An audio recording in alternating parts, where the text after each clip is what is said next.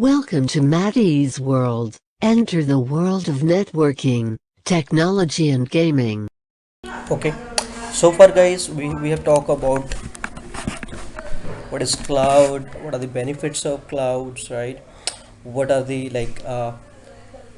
you know consider what characteristic of the cloud, right? What the things we have to, before we move to the cloud, what all things we have to take care, right? So in those we was talking about the compliance also, right? What are the compliance stuff there? So whenever कभी भी आप देखोगे, if you are going to deploy any of your services in the cloud, right? तो आपको सबसे पहले देखना होगा कि आपकी ऑर्गेनाइजेशन की क्या पॉलिसी है, किस टाइप की आपकी ऑर्गेनाइजेशन है, right? What rules and regulation they follow, right?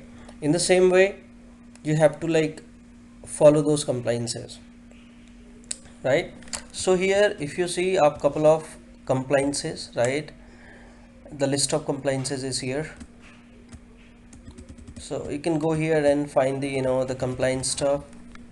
You can see SOC and which all services are following the compliances, right? If we talk about the HIPAA compliances, right, which all of the AWS services are following the HIPAA compliance or which are not, so you can get the things from here, right? So in the same way, whenever for whatever the organization you're working, right, just follow these stuff from here.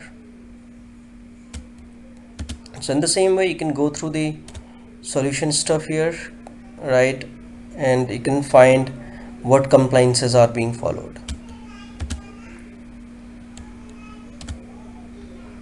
right? So there are so many things related to the compliance. So the next thing we're gonna talk about here, before we start, we're gonna talk about some regions and zone, right? So whenever you log into the AWS console, no, the console will come like this, right? And by default it will land you to the default zone, which is called the OHIO, right? And this is in the US East. So what exactly region is, right? The region are basically belongs to a country or a specific region, right?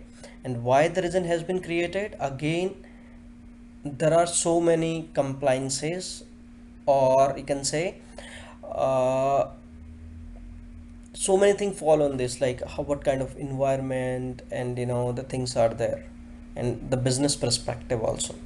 So when I talk about regions, if you see here, AWS has multiple regions. That means here you can say a couple of regions in the US, which is called North Virginia, Ohio, North California, Oregon, right? In the same way, we have couple of in Asia Pacific. In Asia, you can say Hong Kong, Mumbai, Seoul, Singapore, Sydney, Tokyo. In Canada, we have one which is called the Central. In the same way, you can see you have couple of in Central Europe,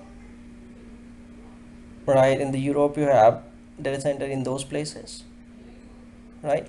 So these are the regions. That means in some countries, right, the way you have risen, the way we have availability zones also, right?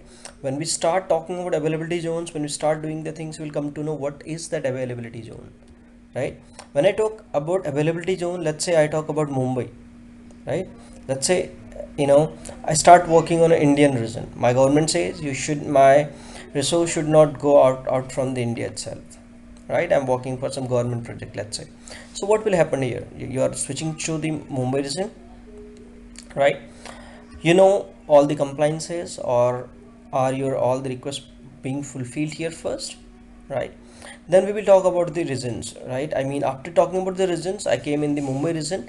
Then I will talk about the availability zone. Availability zone means, do we have more than one data center in this region? I mean, in India, do we have more than one data center, which is called the availability zone? Let's say अगर हमारा एक availability zone down जाता है, then the another availability zone or data center keep on serving your request, right?